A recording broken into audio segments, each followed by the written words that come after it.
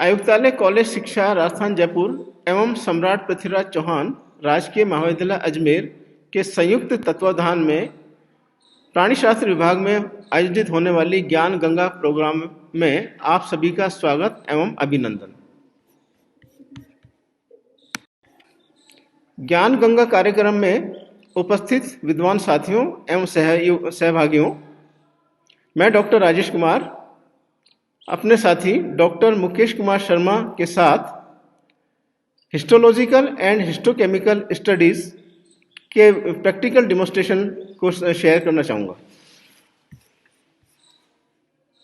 साथियों एवं सहभागियों, प्रायोगिक सत्र के दौरान मैं आज आपके सम्मुख माइकोटोमी प्रैक्टिकल डेमोन्स्ट्रेशन को शेयर करना चाहूँगा।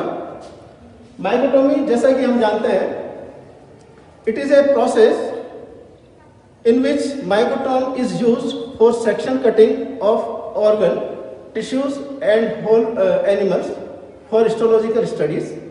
Apart from histological studies, histochemical, histocytological, histopathological, various or several clinical studies are involved in mycotomy. Major steps of mycotomy are material for mycotomy, fixation of material, washing of fixative from material, dehydration of material, clearing of material, preparation of material for embedding, paraffin infiltration and embedding, block making, trimming of block, section cutting, spreading of ribbon, staining, dehydration, clearing and mounting and microscopic study. अब हम एक एक point को discuss करेंगे। Material for माइकोटोमी, हम live animal लेंगे जो कि वाइल्ड प्रोटेक्शन एक्ट 1972 में बैन ना हो। फॉर एग्जांपल, वाइल्ड रेटस मैंने लिया है जो कि एक पेस्ट है, नाशकारी जीव है, उसका मैंने उसको डिसेक्शन के रूप में दिया है। डिसेक्शन के लिए रेटस का मैंने नॉर्मल सलाइन में डिसेक्शन किया और उसका लीवर निकाला है। लीवर को ट्रिम किया लगभग 5 to 6 mm पर क्यूबिक मिलीमीटर। उसे हमने सेकंड स्टेप में फिक्सेशन ऑफ मटेरियल, उस लीवर को, जो ट्रिम लीवर है, उसको कार्बोनेट फ्लूइड में रखा। Carbonate fluid is glacial acetic acid and absolute alcohol 1:3 का रेशो होता है। इसमें हमने half an hour to 2 hours के लिए रख सकते हैं। इसके अतिरिक्त बॉयज फ्लूइड और 10% फॉर्मेलिन भी काम में लिया जा सकता है फिक्सेशन के लिए। नाउ वॉशिंग ऑफ फिक्सेटिव, चूंकि हमारा जो फिक्सेटिव है वह है एल्कोहलिक है, इसलिए हम उसको वॉश करने के लिए 70% एल्कोहल से वॉश करें। नाउ डिहाइड्रेशन ऑफ मटेरियल, इसके लिए हम ग्लास ट्यूब्स में ट्रिम्ड लीवर को ascending series of alcohol, it means 30%, 50%, 70%, 90% and absolute alcohol में डिहाइड्रेट करेंगे। देन क्लियर बाय जाइलिन, उसके बाद हम उसको जाइलिन के द्वारा क्लियर कर लेंगे। प्रत्येक ग्रेड में, क्योंकि हमने अभी बताया कि 5 से 6 मिली mm क्यूब का ये हमने मटेरियल लिया था, इसलिए लगभग 125 और लगभग 2 घंटे के लिए हम इसको प्रत्येक असेंडिंग सीरीज में पास आउट करेंगे। नाउ क्लियरिंग और डीअल्कोहलाइजेशन ऑफ मटेरियल। अब 100% अल्कोहल से हम इसको निकालेंगे और जाइलिन में 5 मिनट के लिए 2 चेंजेस दे देंगे। Now, preparation of material for embedding. embedding के लिए हम हिस्टोवैक्स 100 ग्राम मैंने लिया है हिस्टोवैक्स, और हिस्टोवैक्स नहीं होने पर पैराफिन एंड बीजवैक्स 60:40 के रेशो में भी लिया जा सकता है। तो 100 ग्राम वैक्स मैंने embedding के लिए लिया। Now paraffin infiltration and embedding. अब जो टिश्यू जाइलिन में पड़ा हुआ था, उस टिश्यू को हमने जाइलिन प्लस वैक्स, इस 100 ग्राम वैक्स के हमने 4 पार्ट किए।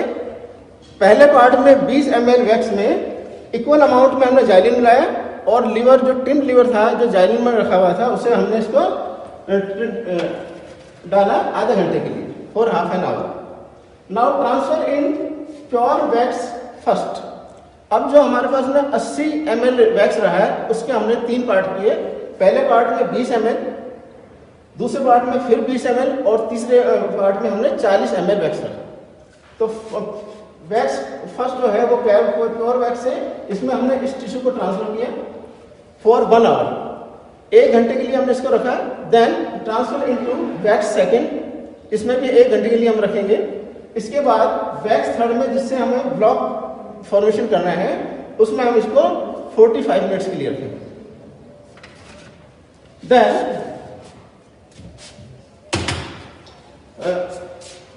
Block making.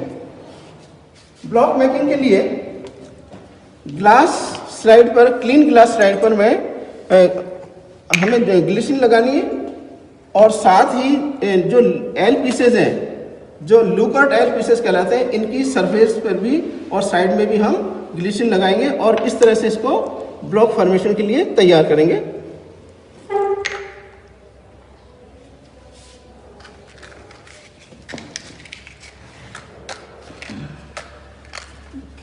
नाउ जो tissue wax, pure wax third में पड़ा हुआ था, उसे हम एल पीसेस की कैविटी जो हमने बनाई है जिसपे ग्लिसरीन लगाया था, उसमें हम एक लेयर बनाएंगे। इसके बाद निडल को हम गरम करेंगे और गरम करके इसे इस प्रकार घुमाएंगे कि इसमें कोई भी एयर बबल ना रहे।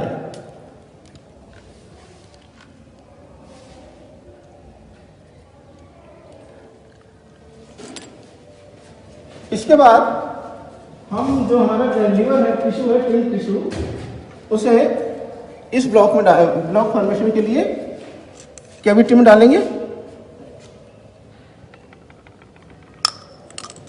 और पुनः इसको गरम करके, ताकि इसमें एयर बबल ना रहे। देन अगेन वैक्स का थर्ड लेयर बना लेंगे ताकि ये एक तरह से सैंडविच बन जाए। नीचे वैक्स है, बीच में ट्रिम्ड टिश्यू है और ऊपर वैक्स है। जब यह ब्लॉक ठंडा हो जाए तो हम इसको इस प्रकार चिल्ड वाटर बाथ में डाल देंगे और ये फ्लोट करके ऊपर आ जाएगा। एल पीसेस अलग हो जाएंगे और ग्लास स्लाइड अलग हो जाएगी। तो ये हमारे पास में ब्लॉक तैयार है। अब हम इसे ट्रिम करेंगे और ट्रिम करने के बाद में वुडन पीस पर इस प्रकार इसको अटैच करेंगे। तो ये हमारा वुडन ब्लॉक तैयार हो गया, जिसे कहते हैं ब्लॉक मेकिंग। ये सारा प्रोसीजर कहलाता है माइक्रोटोमी का first part, formation of block of desired tissue for microtomy. अब हम paraffin microtome RF2 type, rocking and rotary, हमने यहाँ रोटरी माइक्रोटोम यूज में लिया है। इसे 5 से 8 माइक्रोन के बीच में हम इसको सेट करेंगे।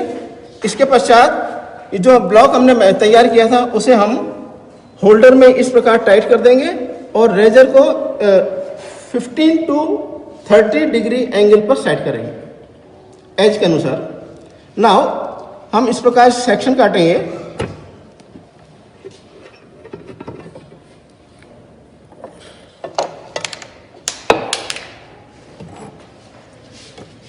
तो इस प्रकार थिन रिबन हमारे पास में प्राप्त हो जाएगा और इसको जिस स्लाइड पर मेयर्स एल्बुमिन लगा हुआ हो, यदि हमें सिंपल माइक्रोटोमी करनी है तो मेयर्स एल्बुमिन काम में लेंगे, और यदि डिटर्मिनेशन ऑफ प्रोटीन चाहिए यदि काम की माइक्रोटोमी करनी है तो उसके लिए हम केवल ग्लिसरीन का काम उपयोग में लेंगे। तो अब मैंने इसमें मैश एल्बुमिन लगाया है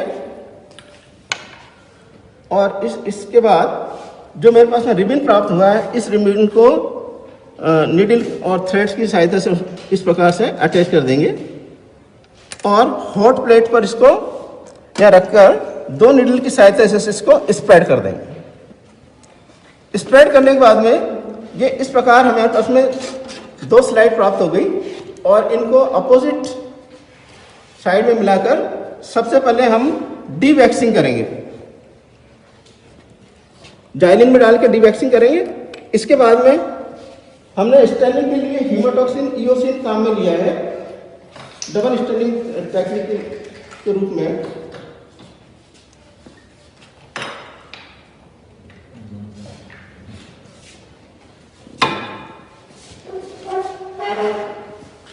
नाउ डीवैक्सिंग के बाद हम हाइड्रेशन प्रोसेस करते हैं, क्योंकि जो हमारा हीमोटॉक्सिन है वह है एक्वस स्टेन है।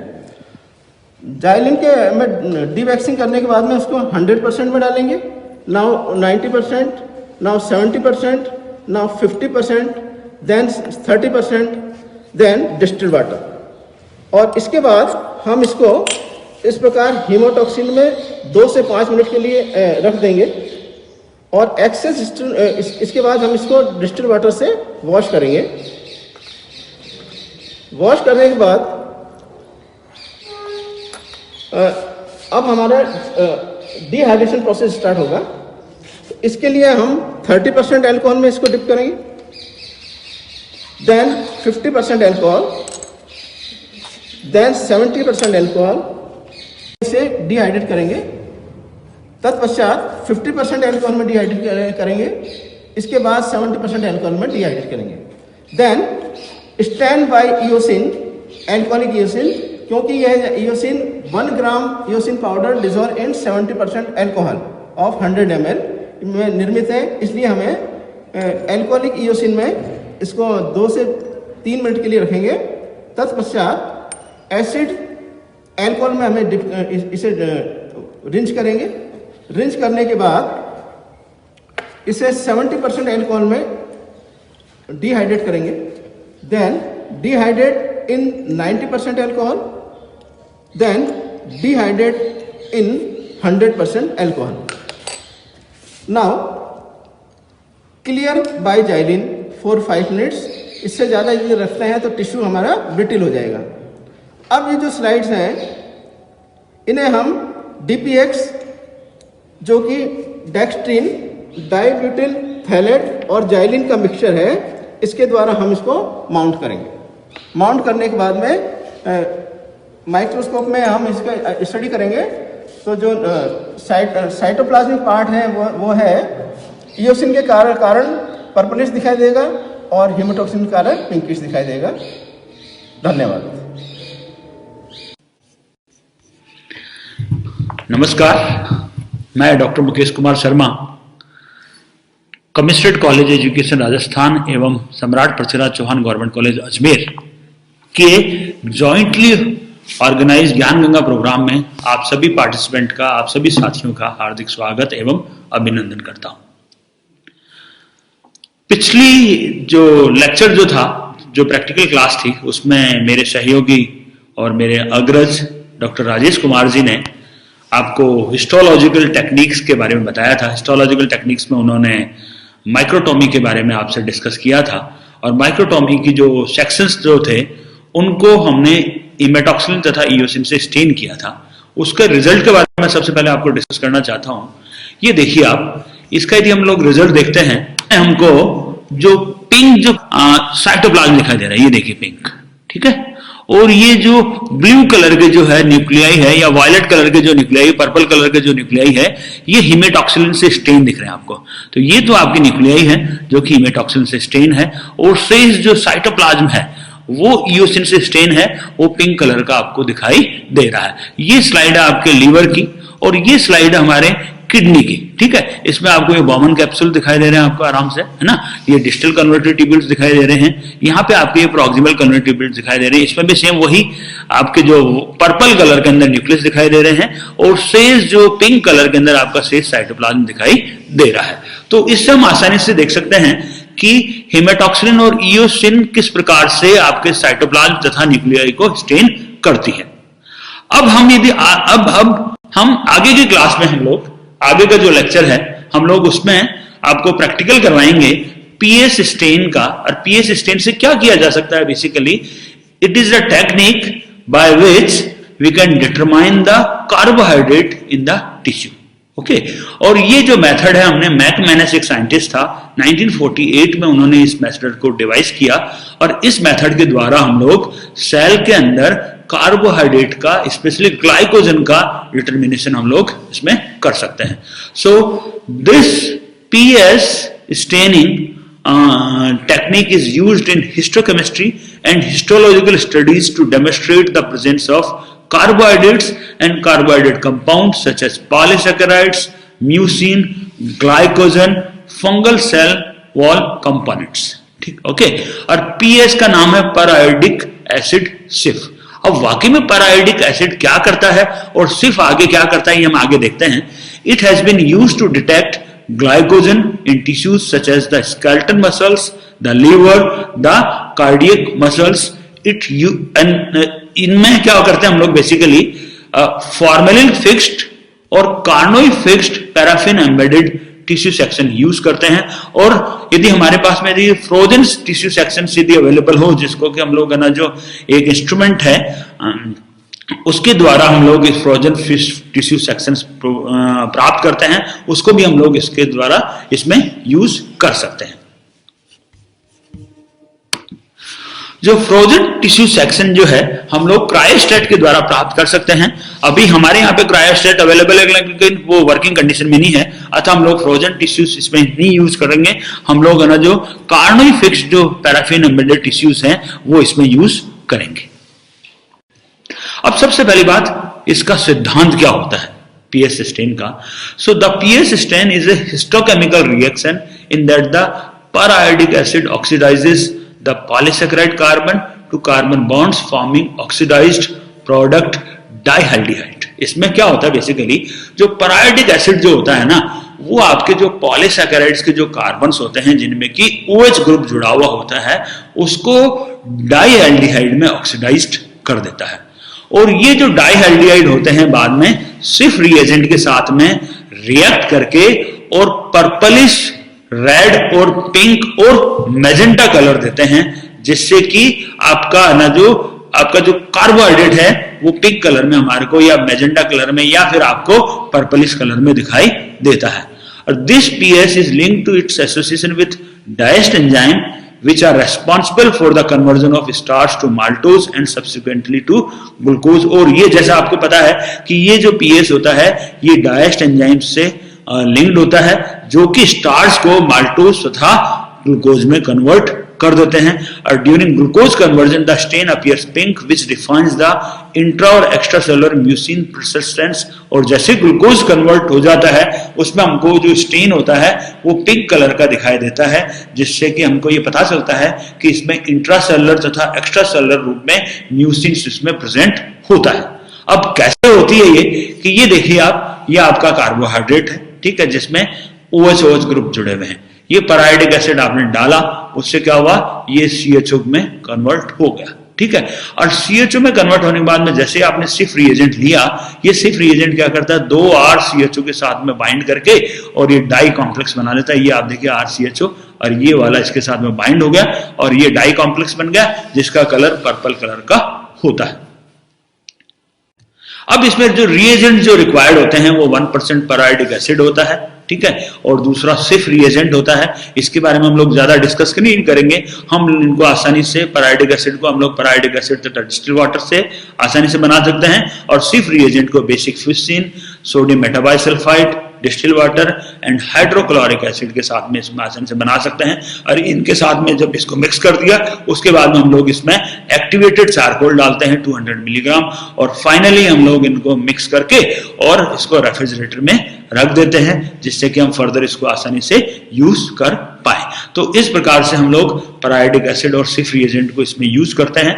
अब इसका प्रोसीजर क्या होगा यदि हम ये देखें तो सबसे पहले क्या करते हैं हम लोग, जो पैराफिन एम्बेडेड जो सेक्शंस होते हैं उनको की हम लोग सबसे पहले हाइड्रेशन करते हैं। हाइड्रेशन यानी उसके अंदर क्या करते हैं हम लोग, पानी को ऐड करते हैं। सबसे पहले उसमें पैराफिन रिमूव करते हैं और फिर पानी को ऐड करते हैं। पैराफिन रिमूव करने के लिए हम लोग इसको जाइलिन में डालते हैं और उसके बाद में हम लोग जो आपकी अल्कोहल सीरीज होती है उसको डिसेंडिंग क्रम में 100, 90, 70, 50, 30 और लास्ट में पानी में हम इसको ले आते हैं। तो सबसे पहले हम लोग पैराफिन सेक्शन को डिस्टिल वाटर तक लाते हैं, देन उन सेक्शंस को 1% एक्वस पेराइडिक एसिड के साथ में रखते हैं 10 मिनट के लिए, जिससे कि आपका जो अल्कोहल ग्रुप है वो कन्वर्ट किस में हो जाए, एल्डिहाइड में कन्वर्ट हो जाए। देन अगेन उसको रनिंग टैप वाटर में ना जो 5 मिनट के लिए रखते हैं, ठीक है।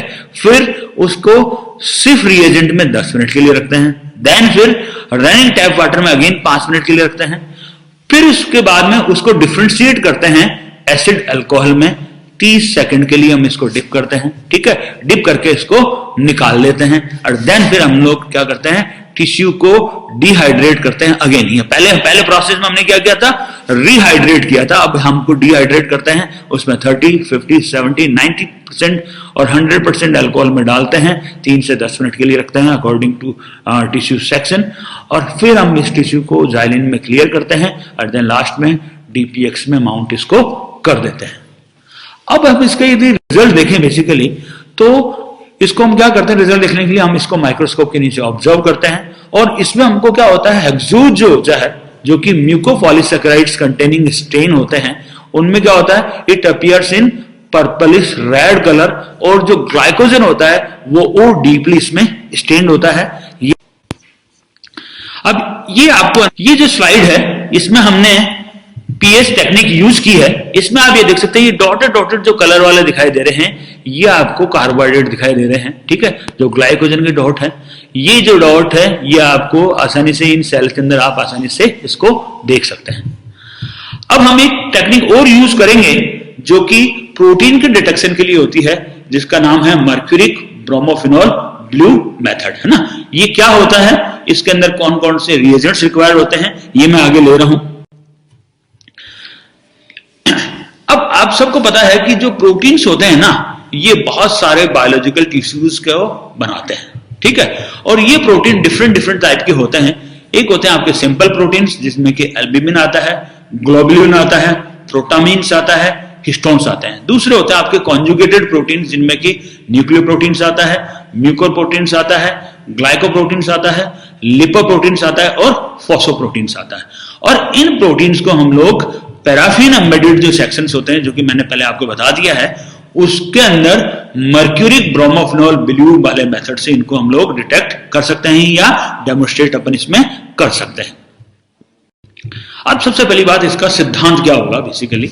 तो सिद्धांत में क्या होता है बेसिकली कि जो प्रोटीन्स होते हैं ना, these proteins become positive charge on reaction with glacial acetic acid। तो हम क्या करते हैं, glacial acetic acid यूज करते हैं इस मेथड के अंदर, तो इससे ये पॉजिटिव चार्ज में कन्वर्ट हो जाते हैं and these form electrovalent salt with bromophenol blue or in addition with the assessment of mercury kind, and these mercury kinds of the bromophenol blue solution react with acidic sulfhydryl and aromatic residue of the protein to give blue color, ठीक है। तो आपका जो mercury coins जो होते हैं ना वो बड़े इंपॉर्टेंट होते हैं इसमें, और ग्लेशियल एसिटिक एसिड बहुत इंपॉर्टेंट होता है। ग्लेशियल एसिटिक एसिड आपका पॉजिटिव चार्ज प्रोवाइड करता है और देन मर्क्यूरी काइन जो होते हैं ये क्या करते हैं, ब्रोमोफिनॉल ब्लू के साथ में मिलकर के, और इसके जो एसिडिक रेजिड्यू होते हैं और सल्फाइड रेजिड्यू होते हैं, एरोमेटिक रेजिड्यू होते हैं, उनके साथ में मिलकर के ब्लू कलर प्रोवाइड करते हैं।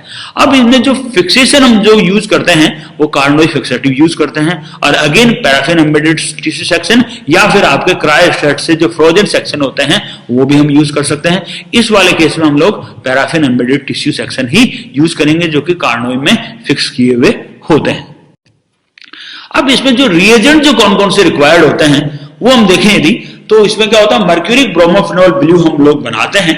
उसमें क्या करते हैं हम लोग 1% मर्क्यूरी क्लोराइड यूज करते हैं और 0.05% ब्रोमोफिनॉल ब्लू यूज करते हैं। और इसको कहां पे यूज करते हैं, इसको मिक्स करते हैं हम लोग 2% एक्वस एसिटिक एसिड के साथ में।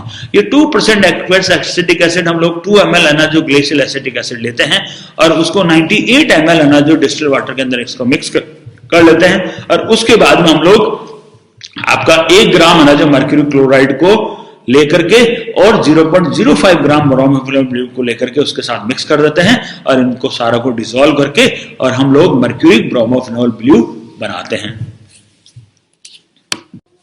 अब इसका प्रोसीजर क्या होगा? बेसिकली प्रोसीजर में अगेन हम वो वही काम करते हैं कि सबसे पहले पैराफिन जो एम्बेडेड सेक्शंस होते हैं उसकी पैराफिन निकालते हैं और फिर उसके अंदर को हाइड्रेट करते हैं। हाइड्रेट करने में वही आपका सबसे पहले जाइलिन यूज किया हमने पैराफिन को रिमूव करने के लिए, देन फिर आपका 100% alcohol, 90%, then 70%, then 50%, then 30%, then फिर आपका डिस्टिल वाटर, ठीक है।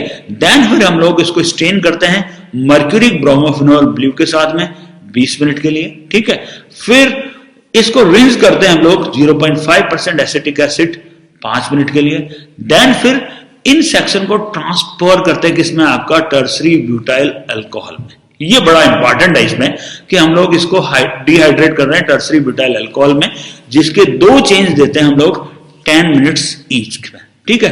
फिर इस टिश्यू को क्लियर करते हैं जाइलिन में 5 से 15 मिनट के लिए और देन फाइनली हम लोग डीपीएक्स में इसको माउंट कर लेते हैं, ठीक है। अब हम यदि इसका रिजल्ट देखें बेसिकली तो जो इसमें जो प्रोटीन्स जो होती है ना वो डी ब्लू कलर की अपीयर होती है।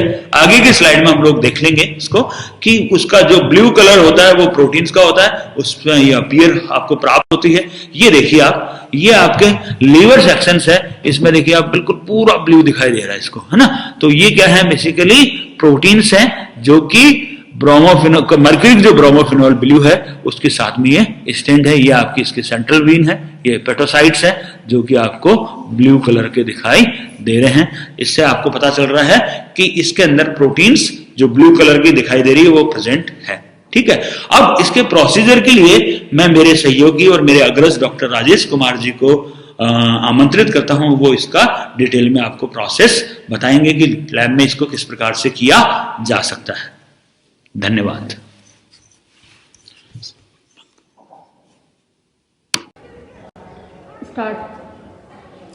साथियों, पिछले प्रैक्टिकल सेशन में हमने माइक्रोटोमी के अंतर्गत double stunning technique haemotoxin and eosin के संबंध में जानकारी शेयर की थी। आज हम माइक्रोटोमी के next technique histochemical determination of proteins and histochemical determination of carbohydrate के विषय में जानकारी शेयर करेंगे। पहले मैं पास्ट टेक्निक जो कि हिस्टोलॉजिकल डिटर्मिनेशन ऑफ कार्बोहाइड्रेट के लिए उससे संबंध में जानकारी शेयर करेंगे। जैसा कि पिछले सेशन में हमने बताया कि माइक्रोटोम से सेक्शंस रिबन काटने के बाद हमने उसको स्प्रेड किया और स्प्रेड करने के बाद में जाइलिन में हमने उसको डी वैक्सिंग के लिए रखा था। इसी प्रकार इस मेथड में भी हम रिबन्स को डी वैक्सिंग के लिए जाइलिन में रखेंगे। तत्पश्चात उसका हाइड्रेशन प्रोसेस करेंगे और एब्सोल्यूट अल्कोहल के बाद में 90%, 90 के बाद में 70%, 70% के बाद में 50%, 50% के बाद में 30%, देन डिस्टिल वाटर में हम इन टिश्यूज को रख लेंगे। Now bring paraffin section to distil water. पहला हमारा जो पॉइंट है वो रहेगा पैराफिन सेक्शंस को डिस्टिल वाटर से प्राप्त करना और इन्हें हम ऑक्सीडाइज करेंगे with 1% aqueous periodic acid for 10 minutes. इसे हम 1% एक्वस पेराइडिक एसिड में 10 मिनट के लिए रखेंगे। Then wash in running tap water for 5 minutes. 5 minute के लिए रनिंग टैप वाटर में हम इसको रख लेंगे। देन इमर्ज इन शिफ्ट रिएजेंट फॉर 10 मिनट्स। अब हम शिफ्ट रिएजेंट में 10 मिनट के लिए इन स्लाइड्स को रखेंगे। इसके पश्चात wash in again running tap water. 5 minute के लिए इसको रनिंग टैप वाटर में वॉश करेंगे। Then differentiate the section in acid alcohol, just dip. इसमें केवल हम डिप करेंगे, इट मीन्स 15 to 30 सेकेंड्स के लिए। Then dehydrate in ascending series of alcohol. जिस प्रकार से हमने हीमोटॉक्सिन इयोसिन में डिहाइड्रेशन प्रोसेस किया था उसी प्रकार हम पास्ट टेक्निक में dehydration process 30% alcohol, then 50% alcohol, then 70% alcohol, then 90% alcohol then 100% alcohol. यहाँ तक हम इसको कंप्लीट डिहाइड्रेशन कर लेंगे। इसके बाद में हम क्लियर करेंगे इन सेक्शंस को जाइलिन में 5 to 15 मिनट्स, और इसके पश्चात हम DPX से हम इसको माउंट कर लेंगे। तो जो रिजल्ट प्राप्त होगा वह deep purple colour presence of glycogen के कारण प्राप्त होगा। अब इसमें आप ये देखिए कि हमने परार्डिक एसिड यूज किया, इसमें 1% परार्डिक एसिड यूज किया। ये परार्डिक एसिड कर क्या रहा है बेसिकली, जैसे मैं पिछले लेक्चर में आपको बता चुका हूं कि ये क्या कर रहा है, अल्कोहल ग्रुप को एल्डिहाइड में कन्वर्ट कर रहा है। तो हमने क्या किया, अल्कोहल ग्रुप को एल्डिहाइड में कन्वर्ट किया, देन फिर हमने आपका सिर्फ रिएजेंट लिया, और सिर्फ रिएजेंट क्या कर रहा है, उसके साथ में कॉम्प्लेक्स बना करके आपके जो भी कार्बोहाइड्रेट टिश्यू के अंदर जो मौजूद है उसको उसके साथ में कलर दे रहा है आपका पर्पल कलर का। ठीक है, इस प्रकार से हमने ये स्लाइड बनाई। अब अगली हम लोग है ना जो स्लाइड बनाएंगे आपकी मर्क्यूरिक ब्रोमोफेनॉल ब्लू मेथड की। साथियों, अब हम हिस्टोलॉजिकल डिटर्मिनेशन फॉर प्रोटीन्स के लिए मर्क्यूरिक ब्रोमोफेनॉल ब्लू मेथड यूज करेंगे। इसमें अंतर यह है कि जो हम स्लाइड्स बनाएंगे उन स्लाइड्स को मैस एल्बुमिन के स्थान पर ग्लिसरीन से सेक्शंस को अटैच करेंगे, और इसके बाद हम इन रिबन्स को काट कर इस पर लगाएंगे।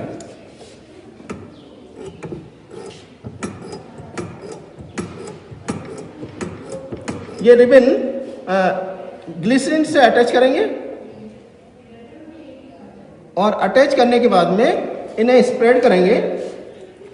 स्प्रेड करने के बाद इन स्लाइड्स को डिवैक्सिंग के लिए हम जाइलिन में रख देंगे।